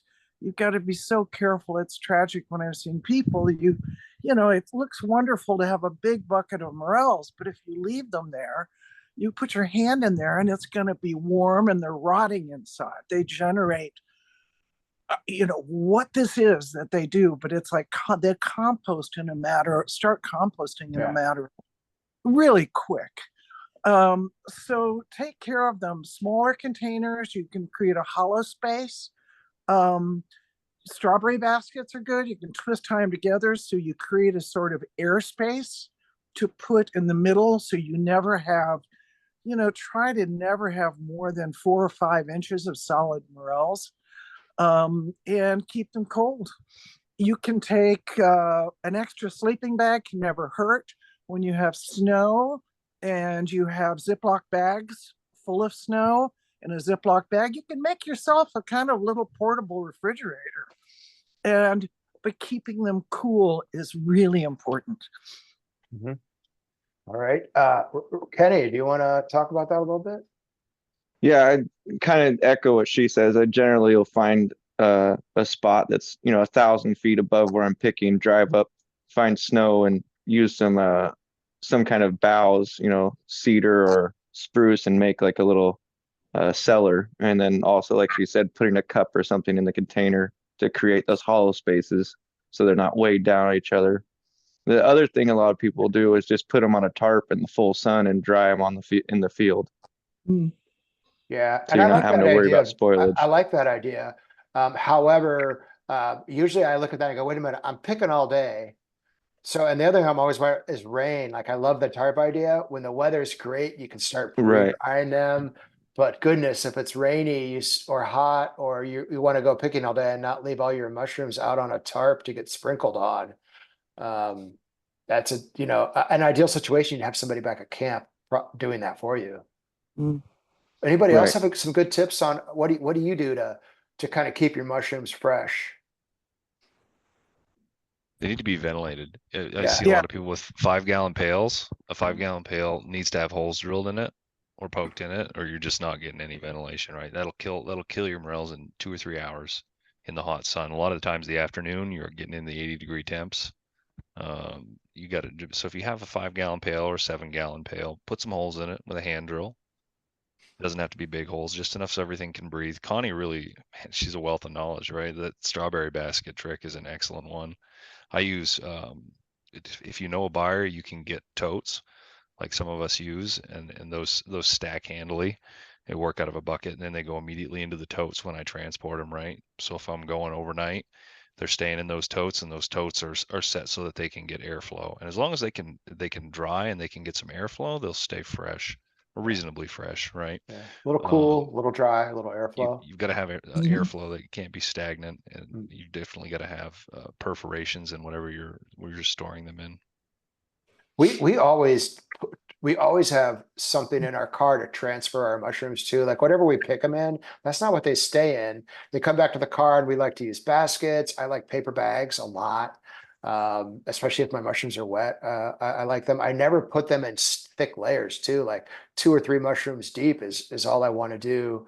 I love meshy storage. I love those open like baskets that come from Africa that I can put a small layer in. You know, I like to put them down, find a creek and put them in the shade near a creek.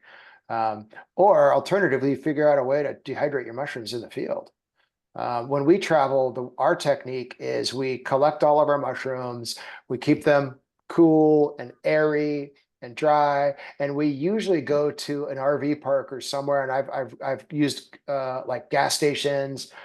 We find somebody that has electricity. We travel with several dehydrators, and every 2 days or so, we'll go down and set all that up and get ours dried, because we're often out for, a week or 2 or 3.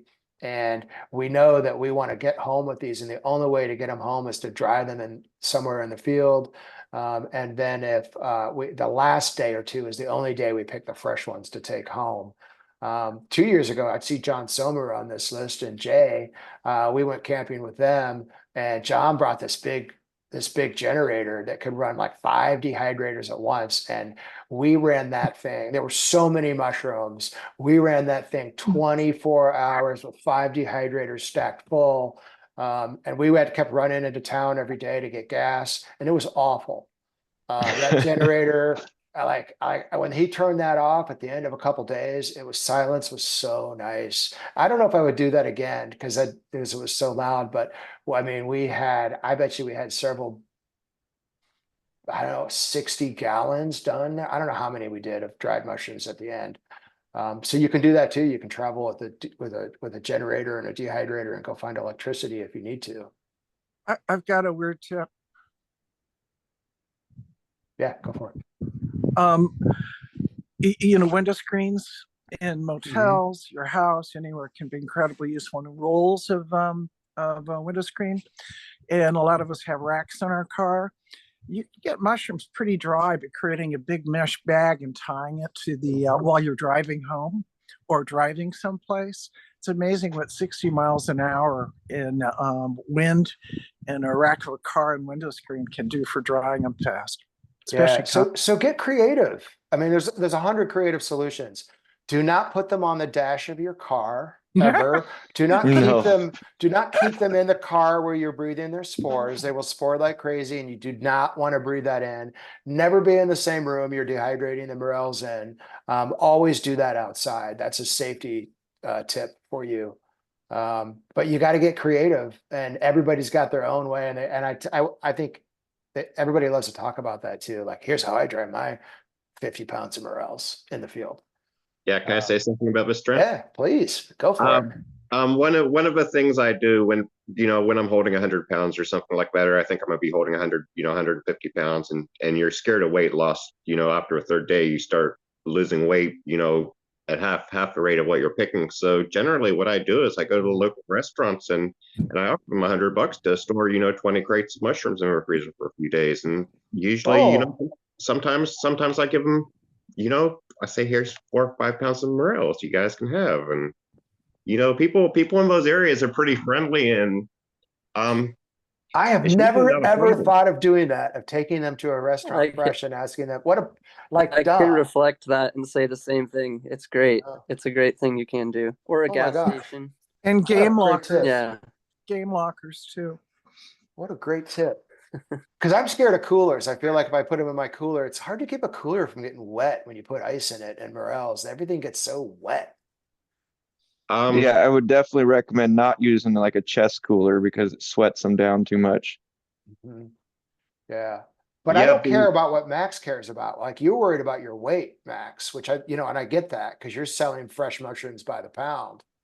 So you really need to keep them from getting dry. yeah, Well, they keep fresher too. They look better, and they can. Morels can lose 15% of their weight in 24 hours. You know. Yeah. Well, I think we're ready to wrap here. We've covered a lot of topics today. I would love to ask one last question, a big loaded question before we wrap, which is which burn morel tastes the best?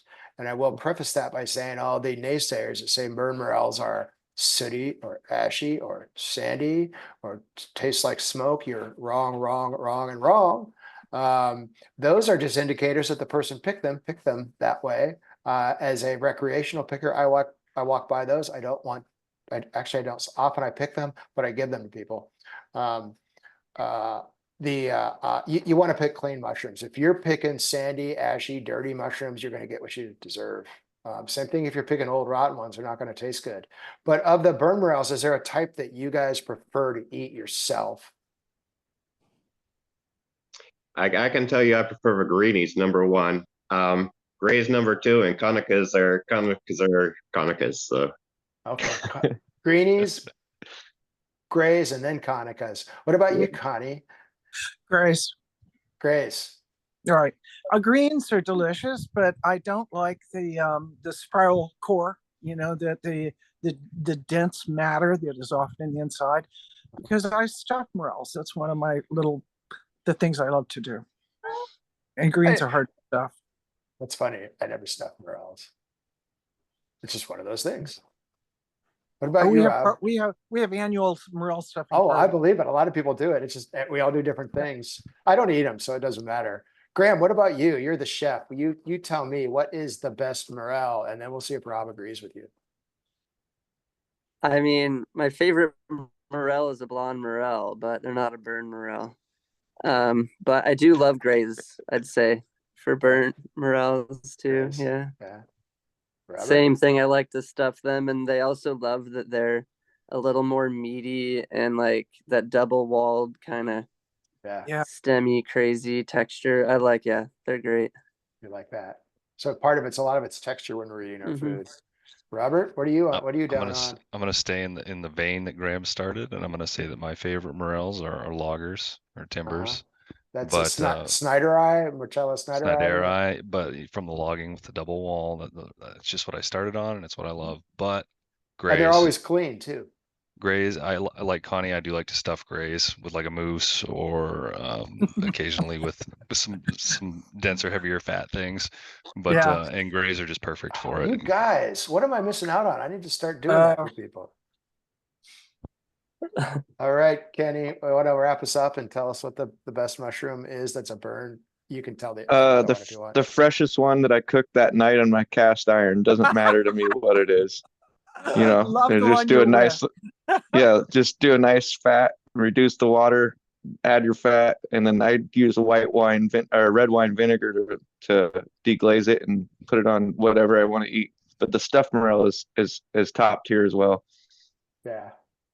All right. Well, gosh, thank you, everybody.